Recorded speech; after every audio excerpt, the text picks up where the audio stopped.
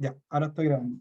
Bueno, bienvenido a la clase. Vamos a partir al tiro ya que está la grabación y todo lo demás. Gracias a toda la gente que vino dada la contingencia de la situación. Bueno, antes de comenzar, de los presentes, ¿alguien tiene alguna duda de lo que sea? Ya, entonces vamos a comenzar. La materia de esta clase va a ser probabilidad condicional. Ya lo deben haber visto con el profe. Y bueno, así como un poco para ejemplificar lo que es la probabilidad condicional, tengo así se denota la probabilidad condicional.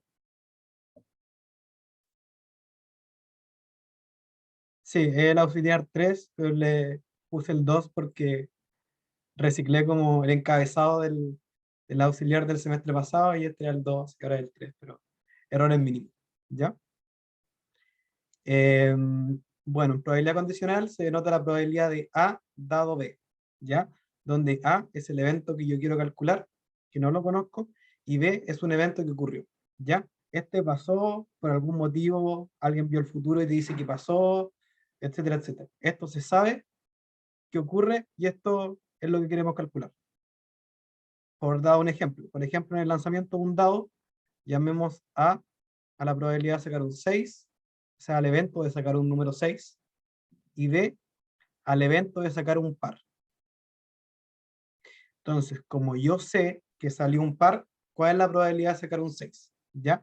Como yo sé que salió un par, me puede haber salido el 2, el 4 o el 6. Por lo tanto, la probabilidad de sacar un 6, dado que yo sé que me salió uno de estos tres números, es un tercio. ¿Ya? Lo que hace la probabilidad condicional es como restringirte el omega, porque el omega es como todos los resultados posibles del experimento. Aquí ahora te dicen, oye, hay algo en particular que pasó. Por lo tanto, no tienes todos los resultados posibles, tienes solo los asociados a este evento, que es el evento B. En este caso, resolver un par. Digo, sacar un par. ¿Ya? Por lo tanto, la probabilidad de encontrar un 6 es un tercio, ya que hay solamente tres resultados posibles y me interesa el 6. Este racionamiento como dentro del experimento no siempre es sencillo.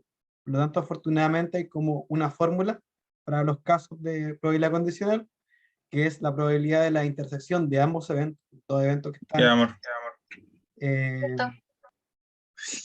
eh, eh, inmersos en la probabilidad condicional, por eso es A inter B, dividido en la probabilidad del evento que ocurrió. ¿Ya? Recuerden que siempre va dividido por la condición. ¿Ya? Eh, Retomando el mismo ejemplo que hicimos anteriormente, donde A es sacar un 6 y B es sacar un par, ¿cuál es la probabilidad de sacar un 6 y un par? 6 y par es lo mismo que decir simplemente sacar un 6, porque como el 6 ya es par, que sea un 6 y un número par es lo mismo que me digan que es un 6, es decir, un sexto. Y la probabilidad de sacar un par es un medio, que son el 2, el 4 y el 6. Por lo tanto, al hacer la división es exactamente el mismo resultado que obtuvimos analíticamente. ¿Ya? Eso es todo en cuanto a probabilidad condicional como por definición. Y de la probabilidad condicional surgen tres propiedades, por así decirlo. En primer lugar está la fórmula de Bayes, que es bastante útil, en que muchas veces calcular la probabilidad de B dado A es medio complicado, ya sea por entender el problema o por el cálculo mismo. Así que una opción es dar vuelta a las condiciones, lo que quiero calcular con la condición, pero pago un precio que es calcular estas otras dos probabilidades, ¿ya? Así que en caso que calcular la probabilidad condicional sea muy difícil, puedo dar vuelta a las cosas, pero voy a pagar un precio, que es calcular otras dos probabilidades. Vamos a ver más ejemplos de esto. Lo mismo con el teorema de las probabilidades totales. Diría que es como el teorema más infravalorado dentro del curso, porque sirve mucho y no mucha gente lo sabe ocupar bien. Y para que vean, no es como una fórmula difícil, sino que lo que es más difícil es entender cómo funciona. Dado un resultado de un experimento, yo puedo condicionar respecto a otros eventos, que es esta mi partición. Mi partición es el A sub n. Y esa partición, usualmente, aunque no necesariamente, corresponde estados previos del experimento que condicionan a mi estado siguiente. Por lo tanto, al condicionar respecto a los eventos de la partición, como que mi probabilidad es más fácil de calcular, también como teóricamente puede ser algo medio enredado, pero lo vamos a ver en detalle también con algunos problemas. Y por último diría que es como lo menos importante, el teorema de la multiplicación, que bueno, es una fórmula bastante fea, en que si tengo una intersección finita, puedo interpretarlo como una pitotoria de cada evento condicionado con el siguiente o viceversa, el último condicionado con los penúltimos y así sucesivamente. Esta fórmula no es muy interesante, pero sí interesante para ver lo que es la independencia. La definición formal de independencia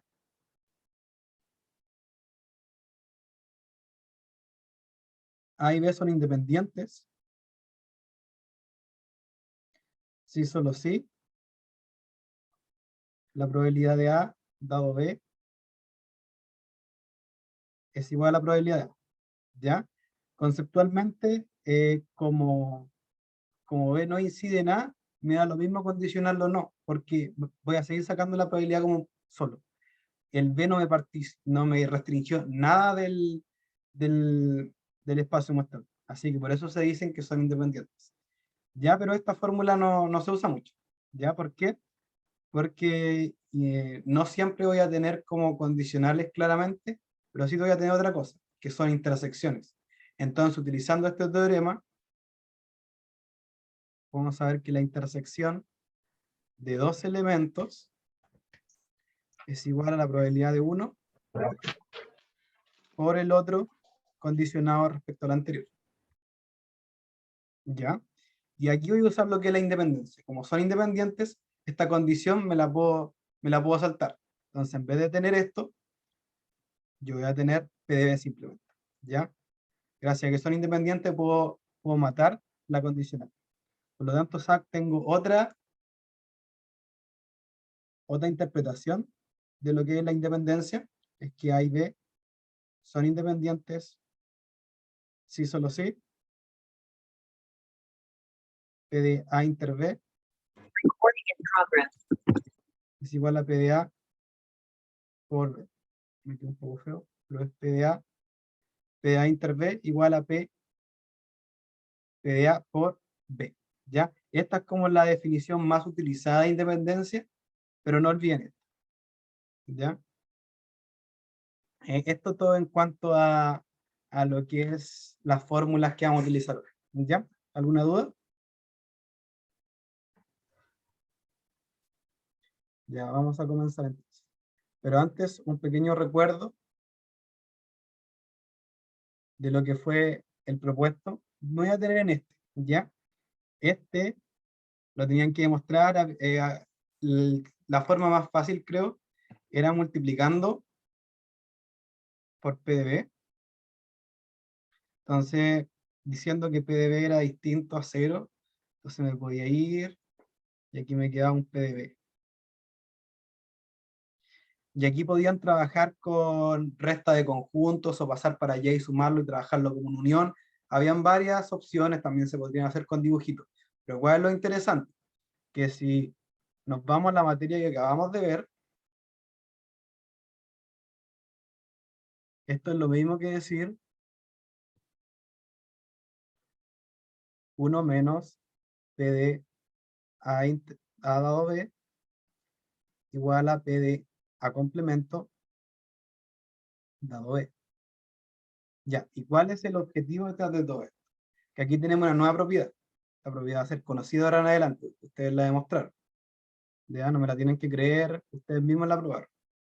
El complemento de una probabilidad condicional es simplemente el complemento del primer elemento, ¿ya? Al aplicar el complemento, la condición no la toco, no le hago nada, simplemente aplico el complemento al primer elemento, ¿ya? Cuando yo di el curso, me encontré una propiedad como bastante contraintuitiva, porque uno esperaría, no sé, que se le aplicara el complemento a las dos, o hubiera una ley de De Morgan que lo tira vuelta, no sé, hay como varias opciones, pero simplemente el complemento al primer elemento. Y la idea era era que ustedes lo demostraran para que no simplemente la creyeran, sino que vieran que es real porque el álgebra de conjuntos lo demuestra, ¿ya? Entonces esta propiedad ahora en adelante va a ser conocida. Entonces, con eso vamos a comenzar el auxiliar. Primero un problema medio básico en cuanto a conceptos, ya que lo que queremos es como entender lo que es probabilidad condicional y todas estas nuevas palabras. P1. En una comuna en nuestro país se hace una búsqueda masiva de test PCR para detectar enfermos con COVID dentro de la población.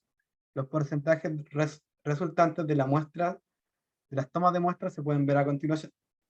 En el que aquí, un poco traduciendo, el 0,9% del total de la población está enfermo y su test dio positivo, ¿ya? Y como pueden ver aquí está incorporado la probabilidad de que mi test se equivoque, es decir, que esté enfermo y me dé un resultado negativo, o que esté sano y me dé un resultado positivo. Ya eso están como, no es un test perfecto, ¿ya? Entonces vamos a comenzar. ¿Cuál es el porcentaje de la población que está enferma? Ya para eso vamos a utilizar el teorema de las probabilidades totales.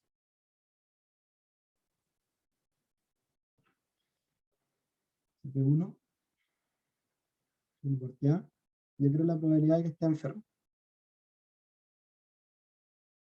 Por eso el teorema de las probabilidades totales dice que tengo que calcular la probabilidad de lo que quiero encontrar dado una partición. ¿Y qué partición puedo sacar? Dado que la única variable que yo tengo es el resultado del test. Por la probabilidad del resultado del test. ¿Ya? Y esto es la suma sobre todos los resultados del test. En este caso, afortunadamente, solo son dos, que es positivo o negativo. ¿Ya? Pero, volviendo a los datos que nosotros tenemos, en esta tabla no me dan la condicional, me dan la intersección, porque es enfermo y positivo, sano y negativo. Por lo tanto, no tengo directamente la condicional. Pero, por definición de probabilidad condicional, aquí está, por definición de probabilidad condicional, puedo hacer aparecer la intersección. ¿Ya? Por lo tanto, en vez de yo escribir probabilidad de enfermo dado el resultado del test, lo que puedo hacer es reemplazarlo por una intersección y dividirlo por la probabilidad del test. ¿Ya? Y aquí es como la teoría, la teorema de las probabilidades totales de otra manera. Entonces la probabilidad de los test se me va y simplemente va a ser la sumatoria de la probabilidad de estar enfermo y tener un cierto resultado en el test.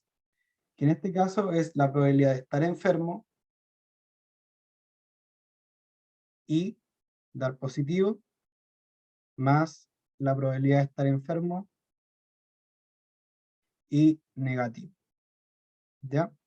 ¿Ya? Y estos resultados están tabulados en la tabla, que son el 0,9% y el 0,1%. Es decir, la probabilidad de estar enfermo es del 1%, que en resumido simplemente fue sumar esta columna. Entonces la probabilidad de estar sano es del 99%, ¿ya? Porque sumar esto con esto.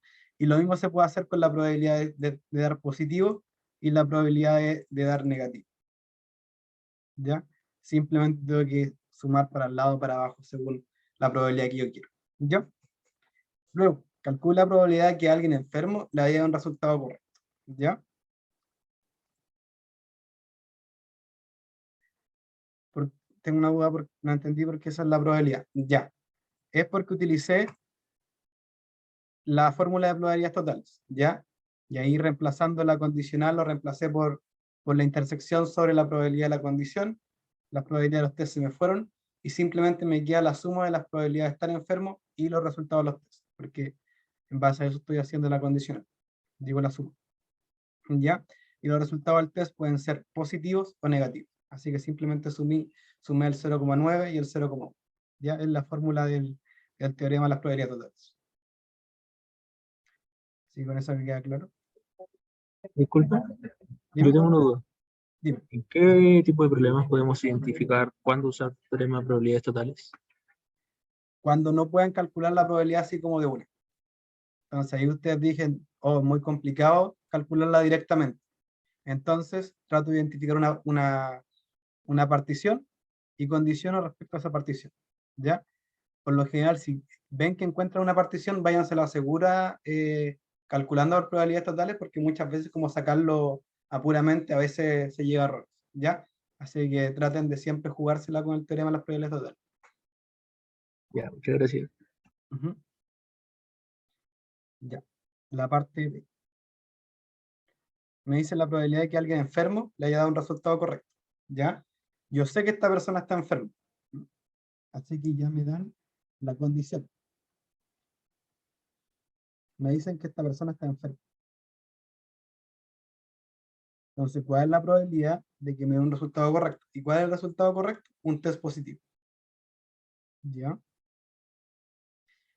Y acá, como yo les dije que en la tabla nos dan las intersecciones, aplico la definición de probabilidad condicional. Es decir, la probabilidad de que estar enfermo, interpositivo, por la probabilidad de estar enfermo. Lo de arriba se conoce por la tabla. Ahora, en vez de escribirlo en porcentaje, lo voy a escribir en decimal, pero es lo mismo para que no se pierda. Es 0,09 y la probabilidad de estar enfermo es el 1%. Es 0,0 y eso es el 90%. ¿Ya? Entonces esa es la probabilidad de que, dado que una persona, yo sé que está enferma, ¿cuál es la probabilidad de que le dé un valor correcto el test? ¿Ya? Aquí simplemente apliqué la definición de probabilidad condicional. La parte C dice, de lo anterior, cambia el sentido de la condicional y compara. Es decir, ahora voy a ver al revés. ¿Es lo mismo? ¿Es diferente? ¿Por qué? ¿Ya?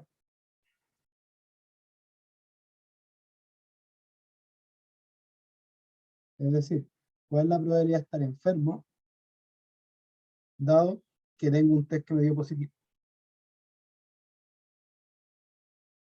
La parte de arriba es lo mismo, porque la intersección es conmutativa. Lo que cambia ahora es la condición. Si aquí va a ser el 0,009 y abajo la probabilidad de dar positivo. ¿Cuál es la probabilidad de dar positivo?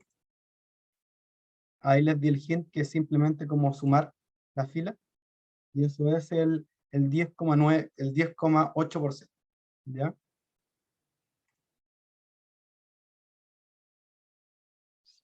Sobre 10,8 y eso da un 8,3%. Bueno, aquí claramente los resultados son distintos.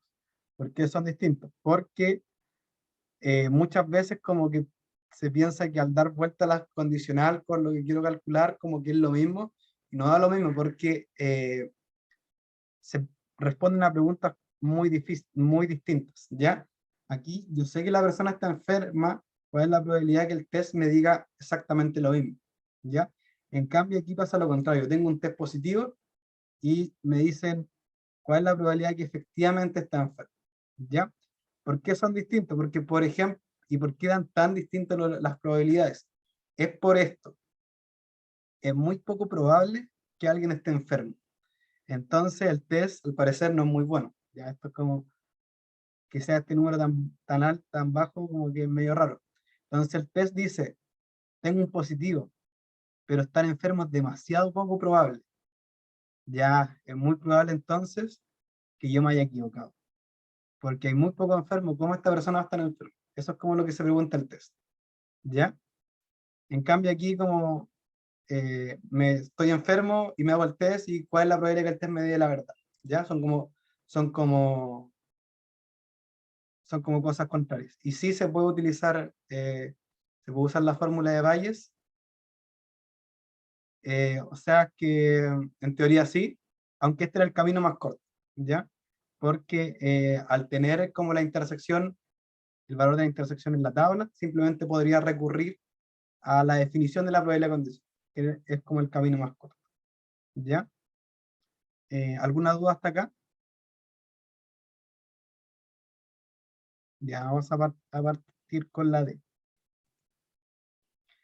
Encuentre la probabilidad de un falso positivo y un falso negativo. Ya estos son conceptos, quizás nuevos, no sé si el profe lo haya conversado en clase, pero se usan mucho en los diseños de los test, ¿ya? Porque test de lo que sea de COVID, de embarazo, de enfermedades, etcétera, puede dar un valor positivo siendo mentira, ya eso es un falso positivo. Es como que te digan como tienes cáncer, pero no tienes cáncer, ya eso es como un falso positivo. Y también está el falso negativo, que es lo contrario. Te dan como un resultado negativo en el test, pero es mentira. ¿Ya? Y vamos a calcular las probabilidades de un falso positivo y un falso negativo.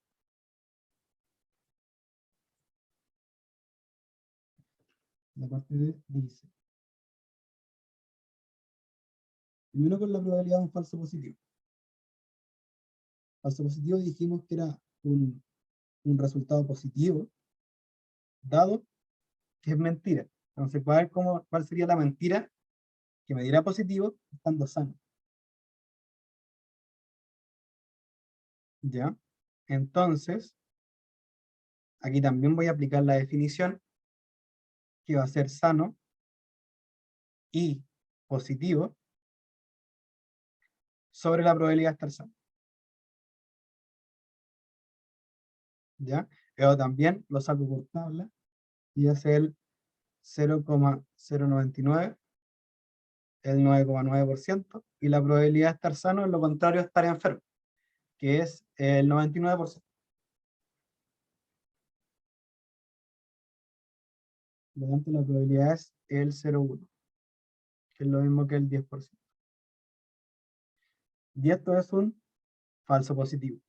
Y también queremos el falso negativo. Y eso es un resultado negativo, dado que es mentira. Es decir, negativo, dado que yo estoy enfermo. Y también aplicamos la definición.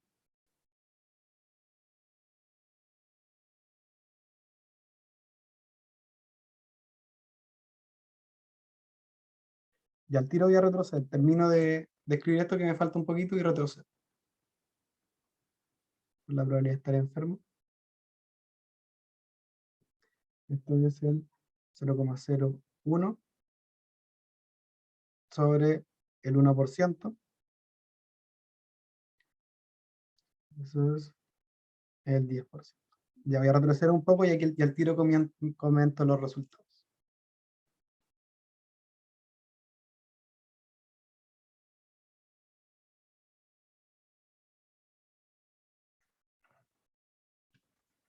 Ya, ahora voy a volver. Los resultados fueron los mismos, ¿ya? Eso es raro. En general, cuando uno diseña un test, estos resultados no son lo mismo y se quiere que alguno de los dos sea mayor, y considerablemente mayor. ¿Por qué? Porque siempre estos errores, eh, uno es más grave que el otro, ¿ya? Porque ambos son errores, pero siempre hay errores y errores.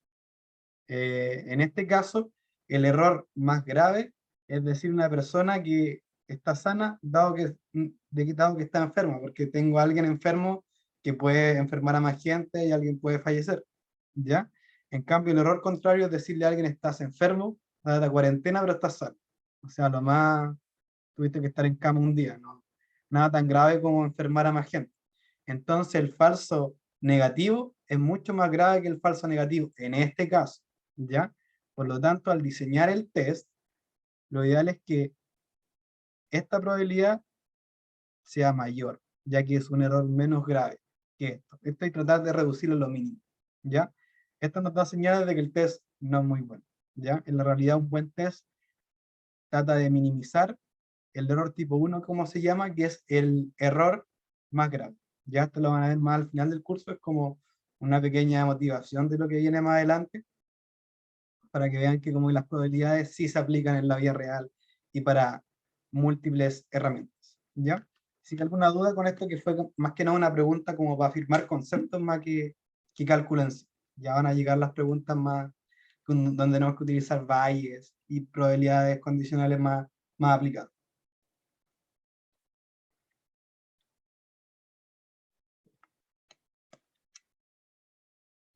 Ya, vamos a continuar con la P2 entonces.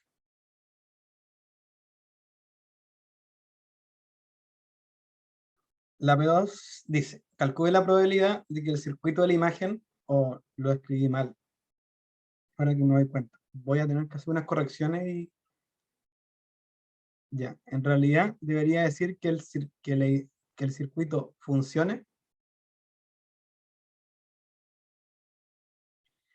Calcule la probabilidad de que el circuito de la imagen funcione.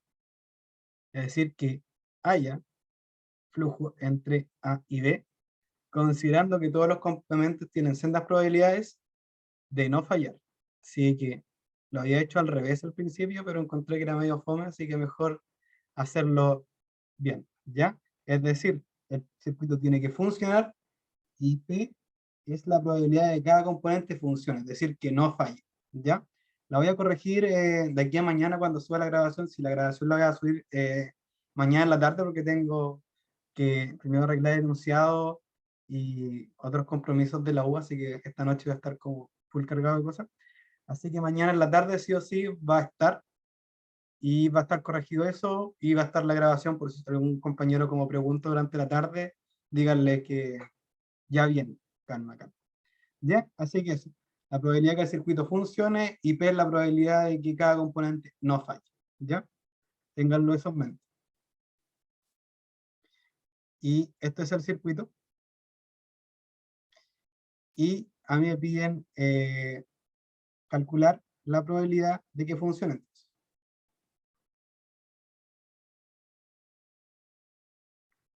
Y aquí como le comentaba al compañero que preguntó en un inicio, esta probabilidad no es tan sencilla, porque depende de muchas cosas. Entonces lo que puedo utilizar es aplicar el teorema a las probabilidades totales. Entonces la probabilidad de que f va a ser funciones, dado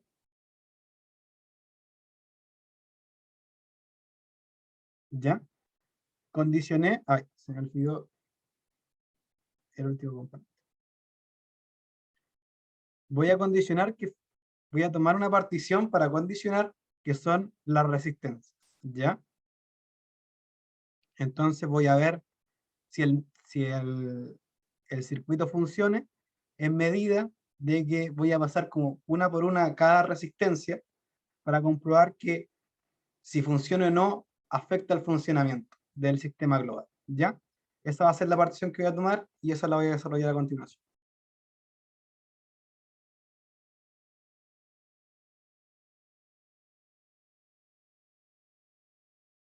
Entonces la P2. Como les dije, la probabilidad de que funcione el circuito completo por la suma de la probabilidad de que el circuito funcione, dado que cada resistencia funcione por la probabilidad de que cada resistencia funcione. Ya. Aquí lo que hay que hacer es simplemente pasar por cada una de las resistencias. ¿Ya?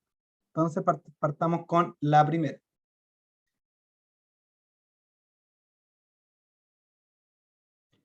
Y bueno, a los que no cachan como mucho de circuitos o no han dado como, no sé si todavía método se llamará así. Bueno, el ramo de plan común que ve estas cosas, no es necesario saber circuitos. Imagínense que estos son cañerías, autopistas, puentes, etcétera, ¿ya? Porque siguen la misma lógica. Es un flujo desde un punto hasta el otro y que tiene que pasar por una posición en que puede fallar o no, ¿ya? Entonces, si estos fueran, por ejemplo, cañerías, eh, me piden la probabilidad de que pase agua desde A hasta B, y el P es la probabilidad de que una cañería no se tape, ¿ya? Entonces vamos a pasar por cada una de las resistencias.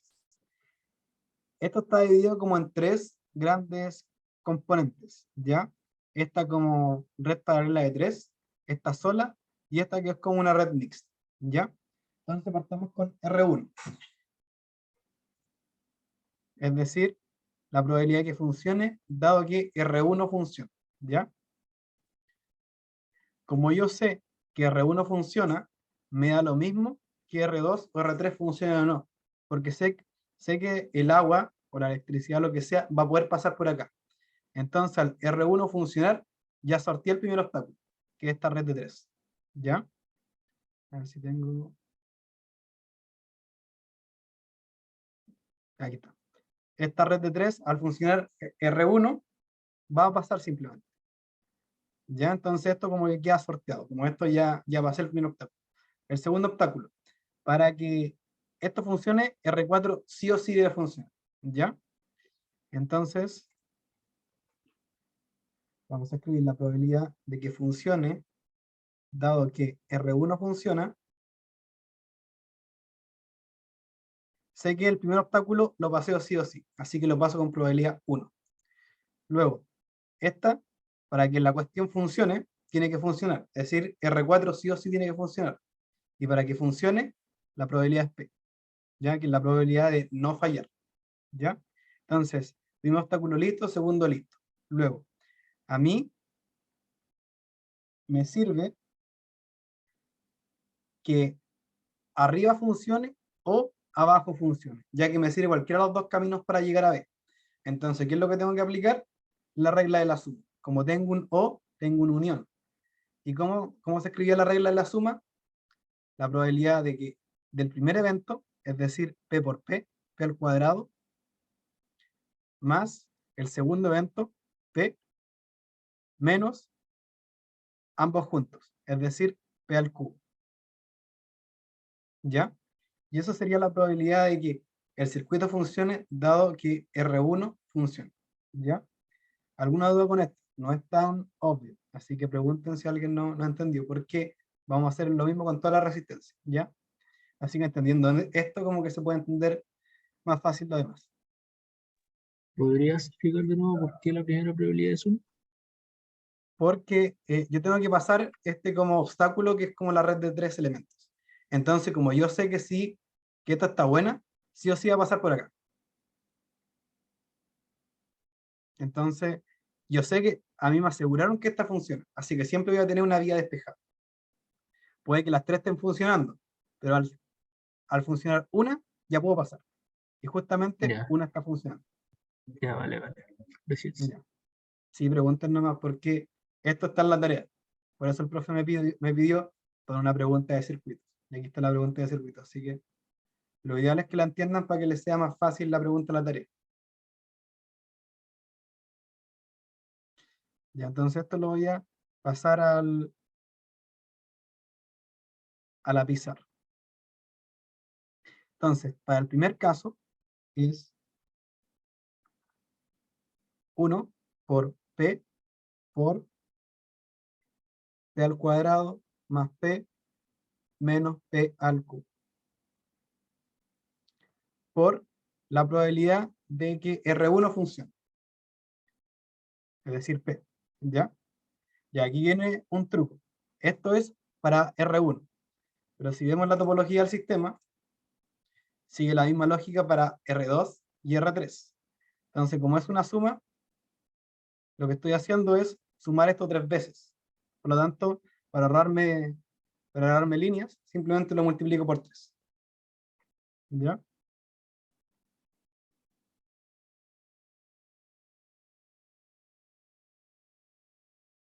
La primera parte fue la unión de R1, R2, que como ya me aseguraron que uno funciona, como que los otros me dan lo mismo. Así que no puedo ignorarlos.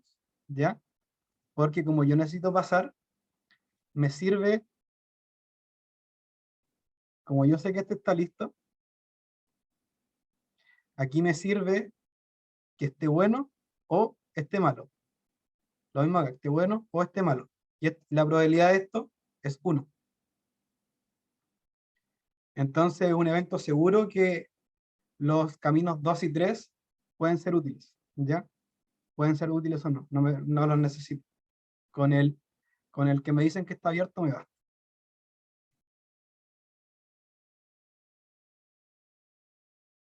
pero en caso de que no digan eso, ¿se puede hacer así? Ah, sí, lo vamos a ver para el otro problema, de la resistencia a la 4, al 5, al 6 y el 7. Aquí no hay ninguna que se sepa que está abierta. Así que vamos a tener que calcularlo y ahí te voy a responder la duda. Ya, entonces ya dejé lista las resistencias 1, 2 y 3. Ahora quedo con la 4. Voy a hacer el mismo procedimiento que antes. Probabilidad de que funcione, dado R4. Entonces, primer obstáculo. Ahí pasa lo de su compañero. Necesito que R1, R2 o R3 funcione. Tengo ahí también una unión. Y ahí también tendría que aplicar regla a la suma. Pero eso es muy engorroso, ¿ya? Porque aquí en vez de ser como una... En la de 2 es más fácil, porque es esto más esto, menos esto y esto. Pero ya hacer una cosa de 3, como que ya hay más eventos cruzados, y en teoría podría hacerlo, pero muy largo, y cuando ustedes den el control, no, el tiempo no es infinito. Así que tienen que tratar de optimizar para hacerlo lo más rápido posible. Así que hay un truco. Como a mí me sirve que al menos una de estas funcione, yo voy a trabajar con el complemento, que es lo mismo que me digan que es uno menos de que todas fallen. ¿Ya? Eso es lo contrario a que al menos una esté disponible.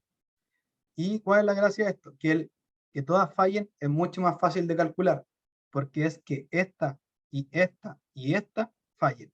Ahí tengo una intersección, no tengo una unión. Y como son eventos independientes, la intersección se divide en el producto, ¿ya? Es decir, para el primer caso, simplemente sería 1 menos P, que cada una falle al cubo, porque son 3, ¿ya? Dudas con esto, porque fue como lo nuevo que apareció. ¿Todo claro? Ya. Entonces este fue el primer obstáculo. Ahora toca este. Este yo sé que funciona por la condicional. Yo sé que este está bueno. Por lo tanto, es un evento seguro que va a estar disponible. Uno. Y luego, esto, repito lo de la parte anterior. Es lo mismo, exactamente la misma probabilidad. Que es P al cuadrado más P menos P al cubo. ¿Ya? Sí, vamos a hacer un resumen porque igual es medio largo. Y aquí tengo el de R4.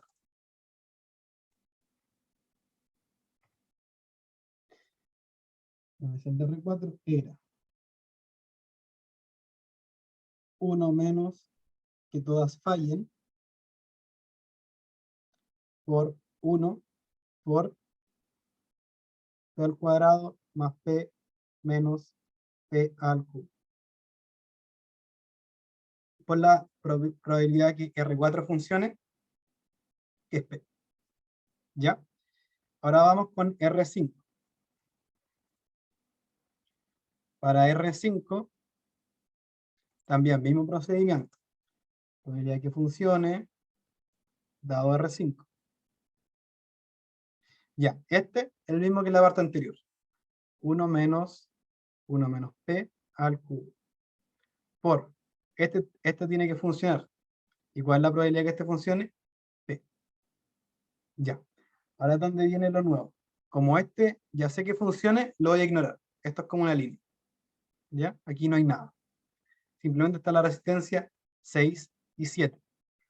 Para pasar este obstáculo, pasa lo mismo que anterior. Este o este tiene que funcionar, regla de la suma. Es decir, P más P menos P cuadrado. Este o este menos ambos juntos. ¿Ya?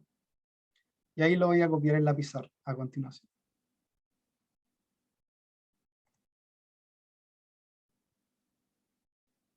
Entonces, esto es que el de 3 funcione,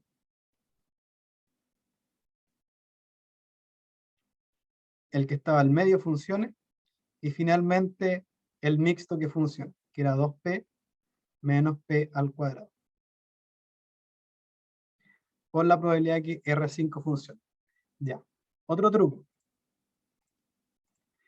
R5 y R7 tienen funcionamientos homólogos, así que la probabilidad es la misma. Por lo tanto, el caso de R6 va a ser este mismo, sumado, por lo tanto lo puedo multiplicar por 2. ¿Ya? Y finalmente, tengo el caso de R7. Ya, lo mismo que siempre. Probabilidad de que funcione, dado R7. ¿Ya? Y aquí, esto ya se lo deberían saber.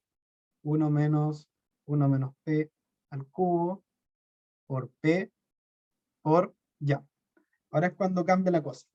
Aquí pasa lo mismo que en el caso anterior, que en el primer caso, el de R1. Yo sé que este camino sí o sí va a estar bueno. Entonces yo puedo ignorar lo que pasa arriba. Me da lo mismo que funcionen, que funcione uno, que funcionen los dos. Como este camino está despejado, sé que siempre voy a tener una vía libre por acá. ¿Ya? Así que es un evento seguro, pasar el último obstáculo. ¿Ya? Y aquí tengo la última como probabilidad que me costó sacar.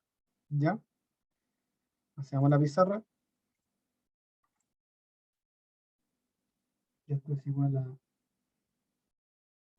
1 menos P por P por 1. Por la probabilidad de que R7 funcione, P. ¿Ya? Y bueno, esto lo puedo reducir, pero dejémoslo hasta ahí, ¿no? Porque la idea era como entender la lógica del circuito. Ya, un pequeño resumen. Como yo quiero que el circuito funcione, yo quiero calcular esa probabilidad, me voy a poner en los casos en que cada resistencia funcione. ¿Ya? Y aquí está el de la primera resistencia, que es el primer obstáculo, sí o sí lo voy a poder pasar porque despejo un camino.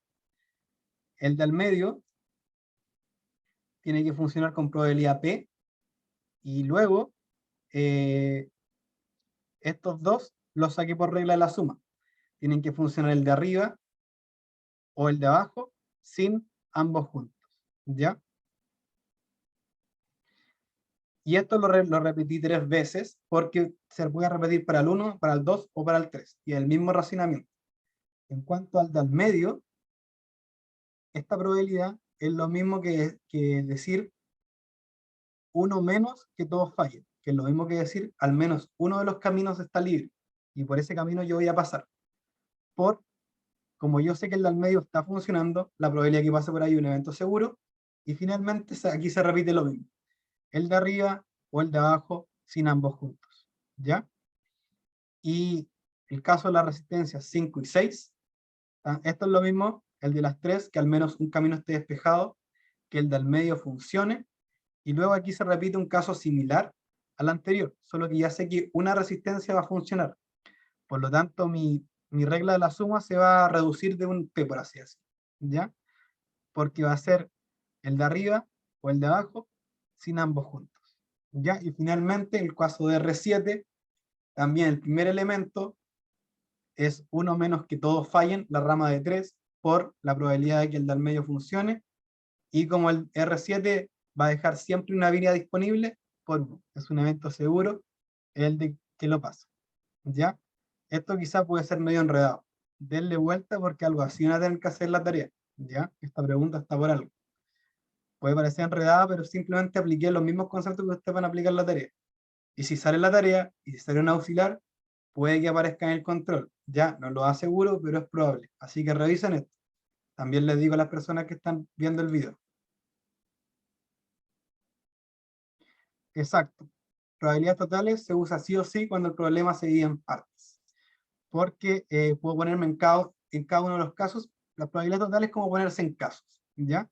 Entonces, si tengo una forma en que pueda dividir en casos mi problema, le doy con probabilidades totales, ¿ya?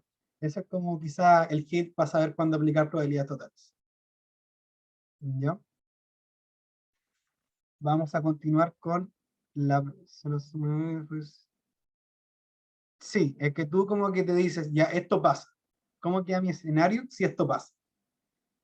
Y ahí tienes como un sumando. Luego, y si otra cosa pasa, pasa otra cosa. Entonces así vas cubriendo todas. recuerden cuando hagan la partición, que la partición tiene que cumplir todos los elementos del espacio muestral. Por eso es una partición, porque es el espacio particionado. Por lo tanto, si hubiera más resistencia, tendrían que cumplir más resistencia, etc. ¿Ya?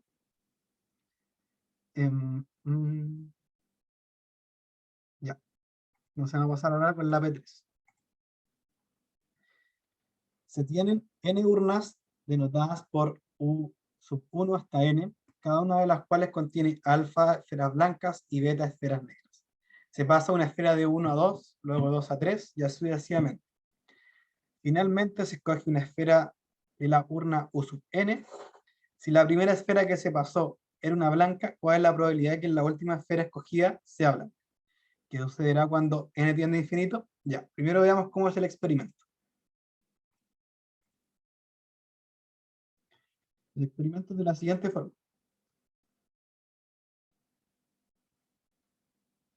Tengo aquí mis urnas.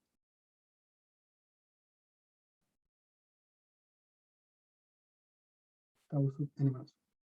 ¿Ya? Ya hay alfa. ¿Cuántas son?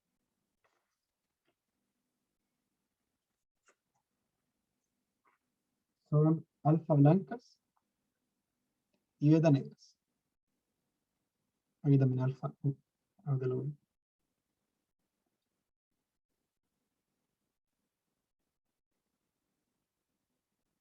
Alfa blancas y beta negras. ¿Ya? Y yo sé que de esta urna para allá pasó una blanca. ¿Y qué ocurrió acá? Ocurrió que al pasar una blanca a esta otra urna, ya no tengo alfa blancas, sino tengo alfa más un blancas. ¿Ya? Entonces, siempre mi cantidad de bolitas que hay va a depender de la bolita que se pasó de la urna anterior. ¿Ya? Así que aquí puede haber como en la última urna, puede haber alfa más un blancas o beta más un blancas. Digo beta más un negras. ¿Ya? No sé cuánto exactamente bolita hay, así que no es tan fácil utilizar como el típico caso de, porque si me pidieran como cuál es la probabilidad de sacar una blanca, no es como el caso fácil de alfa sobre alfa más beta, que es como casos favorables versus casos totales, porque no sé cuántos son mis casos favorables. ¿Ya? Bueno, aquí sí sé que es alfa más beta más 1, los casos totales son conocidos, pero mis casos favorables no los sé, porque puede ser alfa o alfa más 1, según qué bolita se pasó de la urna n-1 hasta la n, ¿ya? Entonces eso es lo que tengo que encontrar. Ya, partamos. Entonces me piden la probabilidad de sacar blanca en n.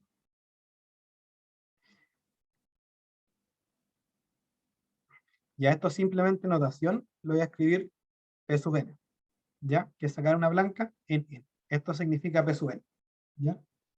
Pero, como les dije, yo dependo de mi caso anterior. Yo dependo de qué bolita se sacó del n-1, ¿ya? Así que voy a utilizar probabilidades totales.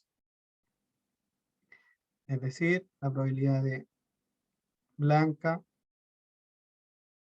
en n dado blanca en n1 en n-1 por la probabilidad de blanca en n-1.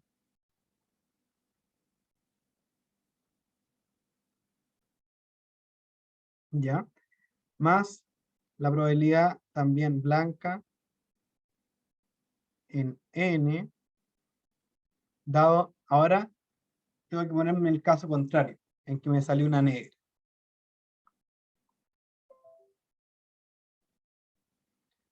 Por negra en n-1. ¿Ya? Y aquí el proceso es un poco más fácil, porque al yo saber que de acá para acá pasó una blanca, yo sé que va a haber alfa más un blanca.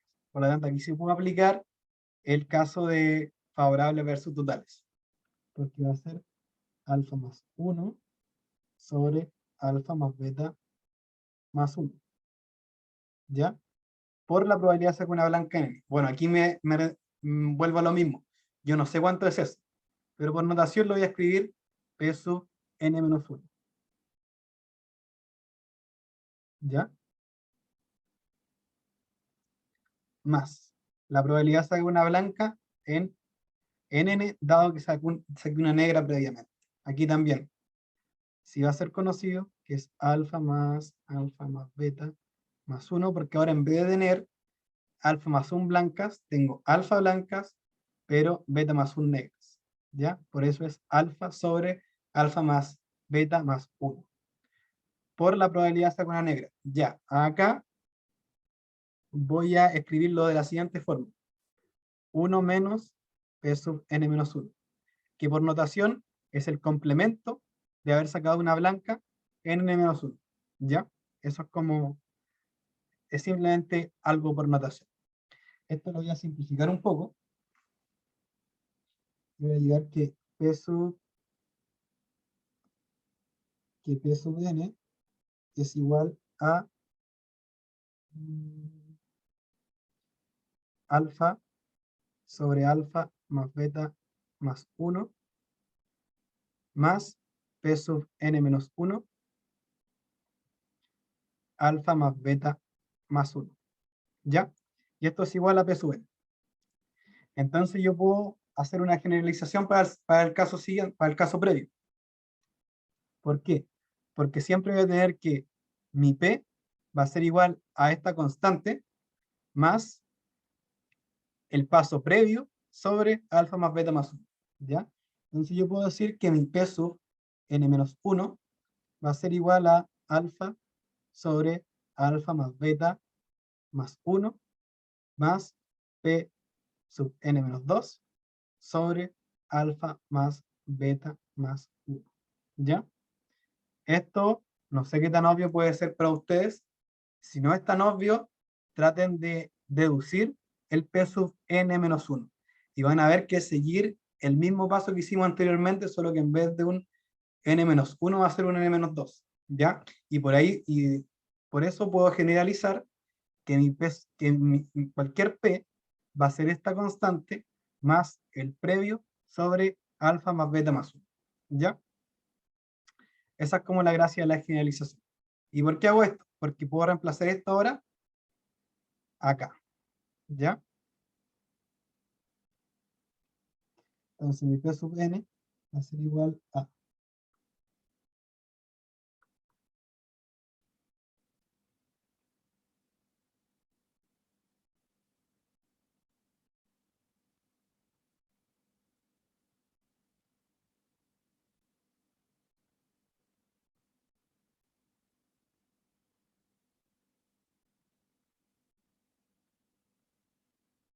ya. Aquí lo único que hice fue reemplazar el P sub n-1 con este nuevo P sub n-1 y escribí el P sub n en función del n-2. Aquí me di cuenta de otra cosa, que cada vez que voy bajando un nivel, se me bota un alfa sobre el alfa más beta más 1 aumentado en un grado. ¿Ya? ¿Y qué me marca el grado? Me lo marca según cuántos pasos volví atrás. ¿Ya? Entonces cada vez que voy como volviendo sobre mis pasos, es decir, como acercándome a la primera urna, voy sumándole un grado, otro sumando con un grado mayor. ¿Ya? Y eso y la gracia de este problema es como darse cuenta de esa recurrencia. ¿Ya?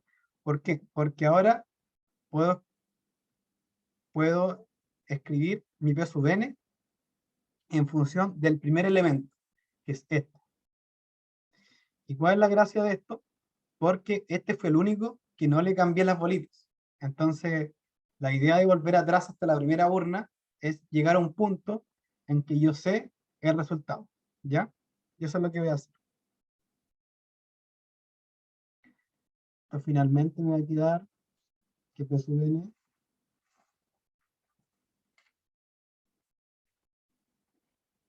va a ser igual a alfa sobre alfa más beta más 1 más alfa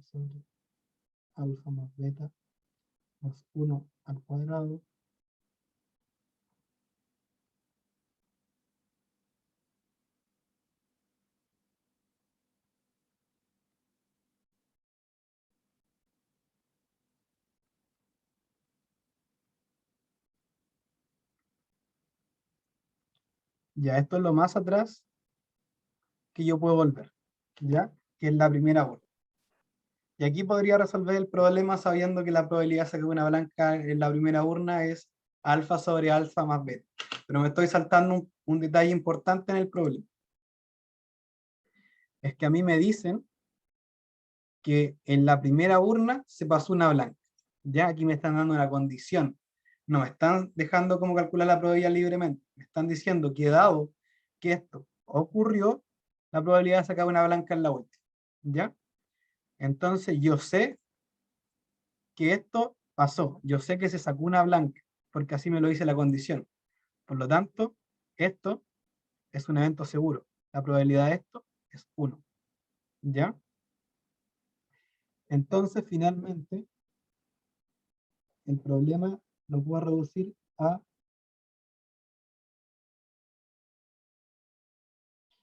que P sub n es igual a 1 sobre alfa más beta más 1 sobre n menos 1 más la sumatoria desde i igual 1 hasta n menos 1 de alfa sobre alfa más beta más 1 a la i. Y con eso concluye la primera parte del problema. ¿Ya? ¿Algunas dudas con esto? La recurrencia no era tan sencilla de ocurrir quizá, así que pregunten lo que quieran.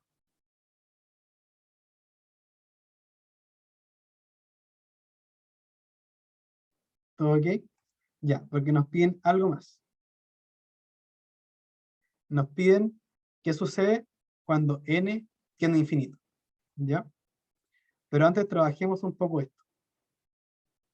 Yo voy a llamar R a 1 sobre alfa más beta más 1. Eso va a ser mi R.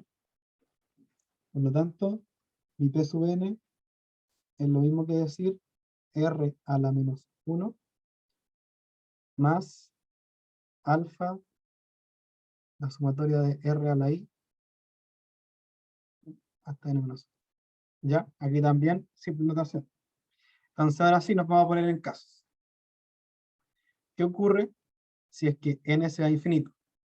Como el R es un número menor a 0, digo menor a 1, no igual a 1, el R a la n se va a ir a 0, porque a medida que los números menores a 1, cada vez que crecen, pierden a 0. Aquí le vamos a poner un número estricto.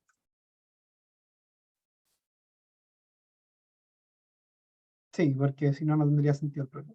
¿Ya? Entonces, al mi n tender a infinito, mi R a la n va a tender a 0. ¿Ya? Es decir,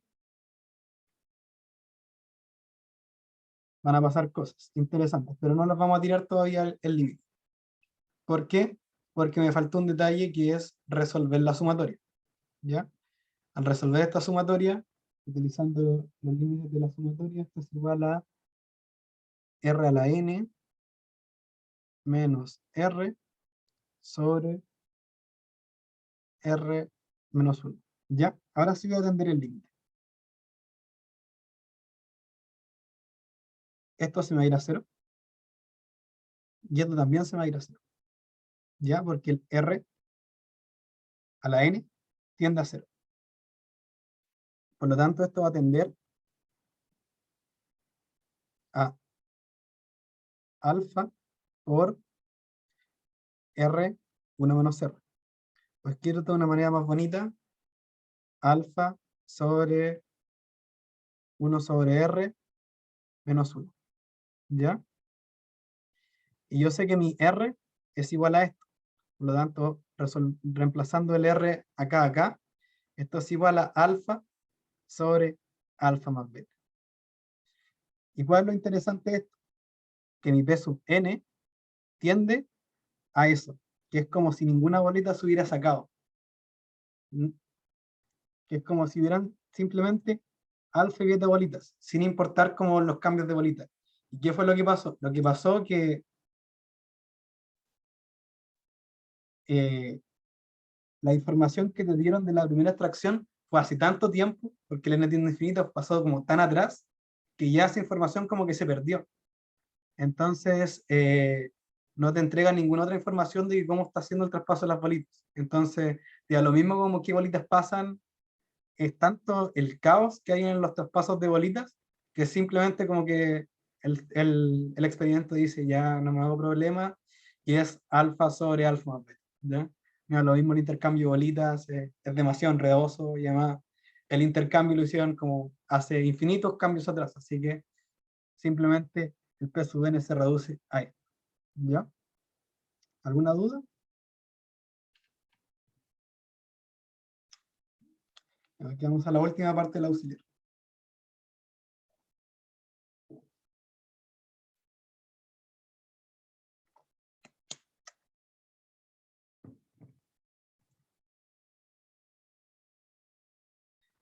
La AP4. Un estudiante distraído tiene la única copia de su tesis en el disco local de uno de los computadores del SEC.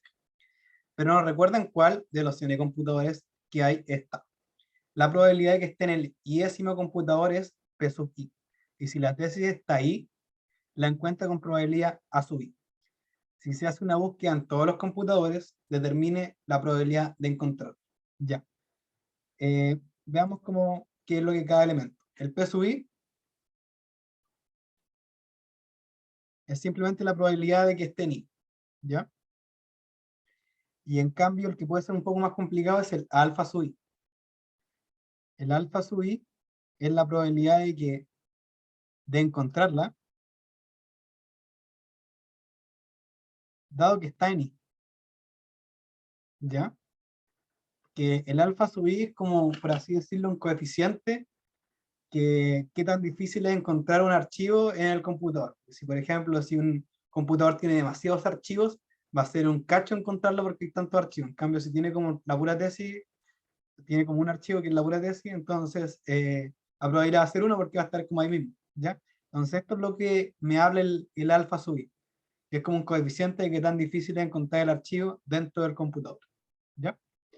Y bueno, en base a eso vamos a calcular.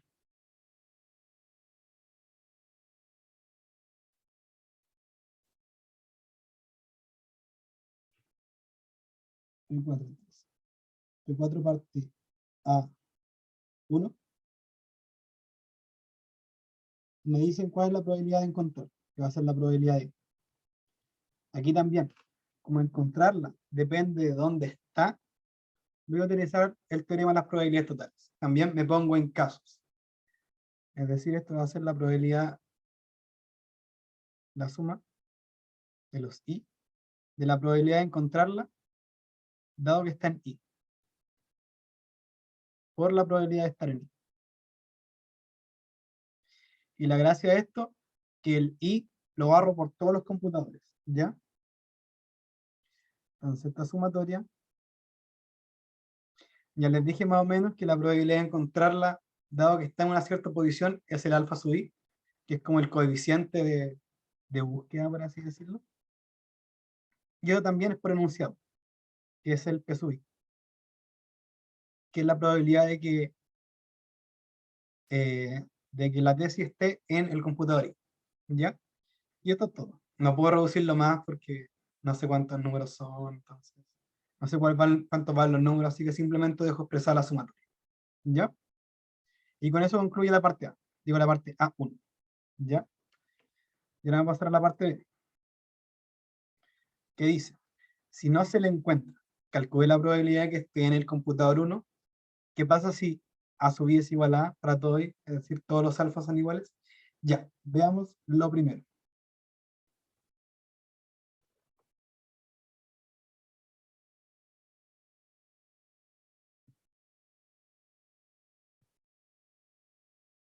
Me piden la probabilidad de que esté en el 1, dado que no se le encontró. Es decir, encontró complemento. ¿Ya? Hasta ahora yo no sé cómo calcularlo esto como, así como con la mente o leyendo el problema. Pero sí sé que mi alfa, que es como lo que te da el enunciado, es esto, pero al revés. Entonces me importa dar vuelta los elementos. Es decir, es ahora un buen lugar para utilizar valles. porque simplemente necesito darlo vuelta. Si P de no encontrarlo, dado que está en 1, por la probabilidad de que esté en 1 sobre la probabilidad de no encontrarlo. ¿Ya? Luego, esto es el complemento de esto. O sea, bueno, de esto sí, y valdría 1, ¿ya? ¿Y por qué lo sé? Lo sé por el propuesto del auxiliar 1. Dije que el complemento de una condicional es simplemente el condicional del primer elemento, ¿ya? Por lo tanto, esto es lo mismo que decir 1 menos alfa 1, que es la probabilidad de no encontrarlo, dado que está en 1, ¿ya? Por la probabilidad de que esté en 1 es dato por enunciado, el P sub 1, y la probabilidad de no encontrarlo es el complemento de encontrarlo, es decir, 1 menos la sumatoria de los alfa sub i por P sub i, que es lo que encontré en la parte anterior, ¿ya? Y con eso concluye esta parte, ¿ya? Pero también nos piden otro detalle, que es qué pasaría si para todo i los alfa fueran iguales, es decir, una constante, es decir, todos los computadores tienen como igual forma de igual cantidad de archivos, o todos tienen como un buscador, un motor de búsqueda súper rápido que uno ingresa con el nombre y aparece al tiro. ¿Ya qué pasa si todos los computadores tienen iguales condiciones? ¿Ya? Entonces, volvamos a eso. La probabilidad de que estén 1, dado que no se le encontró. La parte de arriba no cambia mucho. Va a ser 1 menos alfa por P sub 1. Aquí sí cambia, porque como ahora mi alfa es una constante, el alfa puede salir de la sumatoria, por lo que me va a quedar 1 menos alfa por la sumatoria de los P sub i. Y aquí hay otro detalle importante. Mi P sub i es una probabilidad, ¿ya? Y una probabilidad que depende de los i, porque al hacer la sumatoria de todas las probabilidades como en su espacio muestral, que son como todos los i's, esto tiene que sumar 1, ¿ya? Toda esta suma tiene que valer 1. Por la axiomática de probabilidad. Al sumar las probabilidades dentro de su espacio muestral, tiene que sumar 1 por la propiedad de normalización. Por lo tanto, aquí me va a quedar 1 menos alfa por P sub 1 sobre 1 menos alfa, porque esto vale 1, así que como no suma nada. Y aquí pasa otra cosa interesante. Los 1 menos alfa se van con los 1 menos alfa. Por lo tanto, la probabilidad de que esté en 1, dado que no lo encontré, es P sub 1. Es decir, todo se reduce a que el archivo esté en el computador 1. Da lo mismo si no lo encontré o no. Aquí se produce una independencia. Son independientes. ¿Por qué? Porque al ser todos los computadores igual o difíciles de buscar, me da lo mismo que no lo encontré o no, porque todos los computadores están en igual condiciones.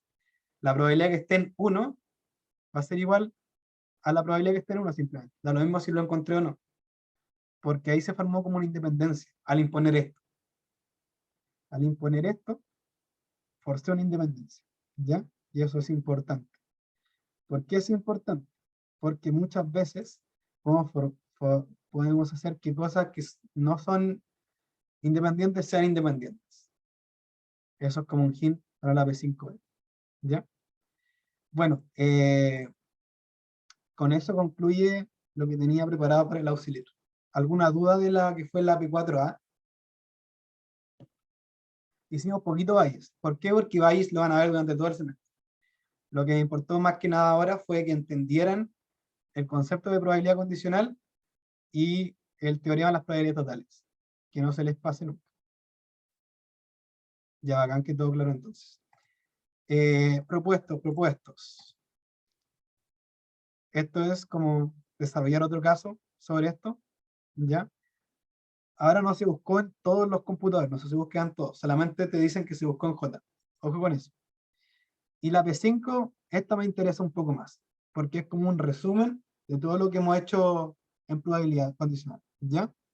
La P4A es como la más como de librito, por así decirlo, y la parte B ya es como más, un poco más como que cranearla. Tengan ojo con la independencia, ¿ya? Eso es el hint que le puedo dar para esta parte. Ojo con la independencia. Bueno, con eso concluye todo. En el otro auxiliar voy a tratar de dar unos minutos para resolver dudas de esto, ¿ya? Porque igual vino poca gente y no sé si todas van a entender la grabación, ¿ya? Todos y todas, ¿ya? Así que voy a dar, no sé, los 15 minutos iniciales para resolver dudas del auxiliar. Después hacer una clase que posiblemente sea como de repaso, o al menos para ir aleatoria, ver dudas de la tarea también. Va a ser como una clase bien cargada. Y si les puedo subir la pauta, pero tendría que estar el fin de semana. ¿Ya? ¿Qué más? ¿Qué más? Bueno, eso. Ya. Entonces están libres, que les vaya bien. Si alguien no está en su casa, que lleguen bien. Nos vemos. ¿Puedo hacer una consulta?